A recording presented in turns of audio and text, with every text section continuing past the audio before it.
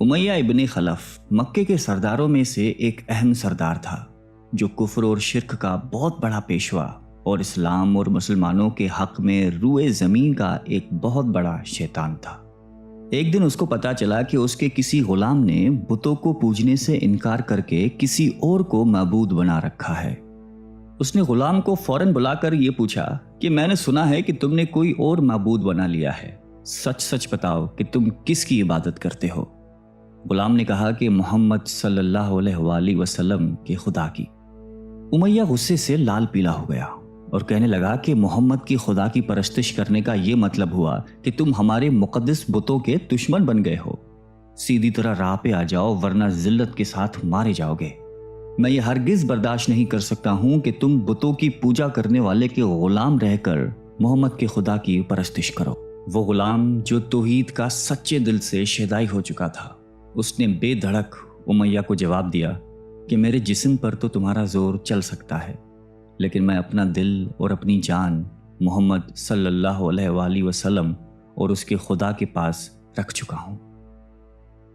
اب اللہ کی عبادت ہی میری زندگی کا مقصد ہے اور تمہارے خود سے بنائے ہوئے بتوں کو پوجنا میرے بس کی بات نہیں ہے۔ یہ جواب سن کر امیہ بن خلف غیظ و غضب سے دیوانہ ہو گیا۔ ایک غلام نے اسے بے دھڑک جواب دے دیا تھا۔ اس نے کڑک کر کہا کہ اچھا تو پھر اپنی بے دینی کا مزہ چکھ، دیکھوں گا میں کہ محمد اور اس کا خدا تجھے کیسے بچاتے ہیں۔ امیہ کے تشدد شروع ہو گئے۔ مکہ کی زمین گرمی کے سبب بڑی مشہور تھی۔ امیہ اپنے غلام کو دوپہر کی تپتی دھوپ میں زمین پر لٹا کر سینے پر بھاری پتھر رکھ دیتا تھا کہ وہ کروٹ نہ لے سکے، پھر کہتا تھا کہ محمد کے دین سے باز آ جاؤ، لیکن اس ظلم کے باوجود بھی اس غلام کے منہ سے سوائے احد کے کچھ نہیں نکلتا تھا۔ امیہ مزید غضبناک ہو کر اذیتیں مزید بڑھاتا جاتا۔ ایک مرتبہ تو امیہ نے ظلم کی انتہا کر دی۔ پورا ایک دن اور پوری ایک رات غلام کو بھوکا پیاسا رکھا اور تپتی ہوئی ریت پر لٹا کر اسے تڑپنے کا تماشا دیکھ رہا تھا۔ اس کی یہ کوشش بھی غلام کو حق سے نہ ہٹا سکی۔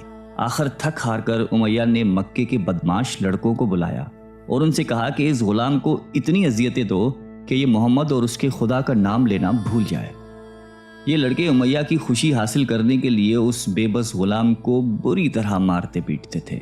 جسم کے کپڑے اتروا کر لوہے کی چادریں پہنا کر تپتی دھوپ میں کھڑا کر دیتے تھے، لیکن غلام کی زبان سے احد کے سوا کچھ نہیں نکلتا تھا۔ اسلام کی راہ میں یہ بے پناہ اذیتیں سہنے والے صحابی کوئی اور نہیں بلکہ حضرت بلال حبشی رضی اللہ تعالیٰ عنہ تھے۔ انہی ظلم و ستم کے دوران ایک دن حضرت ابو بکر صدیق رضی اللہ تعالیٰ عنہ کا ادھر سے گزر ہوا۔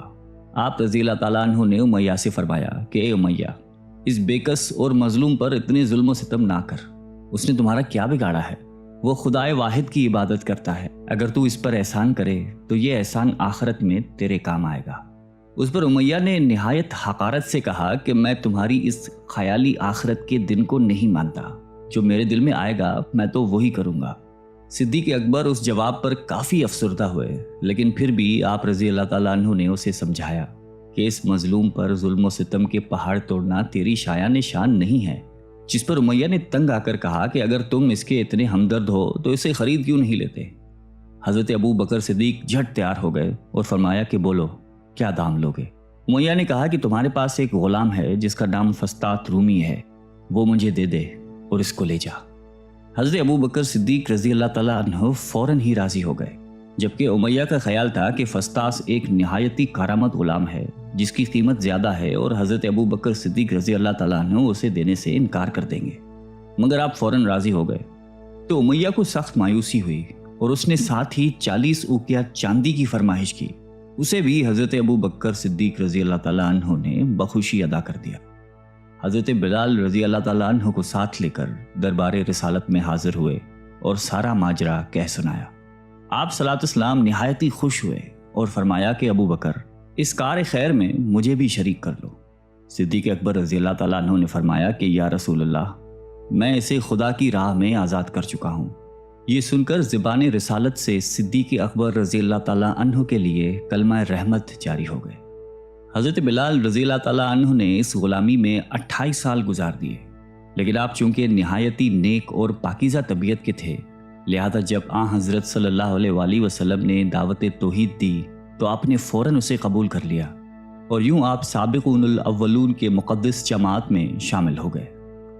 رہائی پانے کے بعد حضرت بلال ہمیشہ آپ صلی اللہ علیہ وآلہ وسلم کی خدمت میں حاضر رہتے تھے اور دل و جان سے نبی پاک صلی اللہ علیہ وآلہ وسلم کی خدمت بجا لاتے۔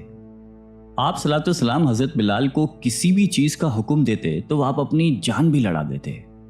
غزوہ بدر سے لے کر غزوہ تبوک تک تمام غزوات میں شامل رہے، لیکن حضرت بلال کی اسلام کے لیے سب سے بڑی خدمت اور ان کے لیے سب سے بڑی سعادت اسلام کا سب سے پہلا مؤذن ہونا ہے۔ ہجرت کے بعد جب مسجد نبوی صلی اللہ علیہ وآلہ وسلم تعمیر ہوئی تو آپ صلی اللہ علیہ وسلم نے آپ کو اذان دینے کا ذمہ سونپا۔ آپ کی آواز نہایت ہی دل نشیں تھی اور اس میں ایک ایسی تاثیر تھی کہ اذان کی آواز سن کر لوگ سب کام چھوڑ چھاڑ کر مسجد کی طرف دوڑتے۔ 8 ہجری میں جب مکہ فتح ہوا تو کعبے کو بتوں سے پاک کرنے کے بعد آپ صلی اللہ علیہ وسلم نے حضرت بلال سے فرمایا کہ اے بلال، کعبے کی چھت پر کھڑے ہو کر اذان دو، اور یہ مبارک سلسلہ حضور صلی اللہ علیہ وآلہ وسلم کی حیات مبارکہ تک اسی محبت اور عقیدت کے ساتھ جاری رہا۔ لیکن 11 ہجری میں جب آپ صلی اللہ علیہ وسلم نے سفر آخرت اختیار کر لیا تو اس عاشق رسول صلی اللہ علیہ وآلہ وسلم پر غم کا پہاڑ ٹوٹ پڑا، اور مدینے میں رہنا اب آپ کے لیے دشوار ہو گیا۔ آپ کو ہر وقت پیارے نبی صلی اللہ علیہ وآلہ وسلم کی یاد ستاتی رہتی تھی۔ آپ صلی اللہ علیہ وسلم سے آپ نے سنا ہوا تھا کہ مومن کے لیے سب سے افضل عمل جہاد فی سبیل اللہ ہے، لہٰذا آپ رضی اللہ تعالیٰ عنہ خلیفہ اول حضرت ابو بکر صدیق کی خدمت میں حاضر ہوئے اور جہاد پر جانے کی اجازت طلب کی، لیکن حضرت ابو بکر صدیق رضی اللہ تعالیٰ عنہ نے آپ کو خدا کا واسطہ دے کر کہا کہ مجھے اس بڑھاپے میں تنہا چھوڑ کر مت جاؤ۔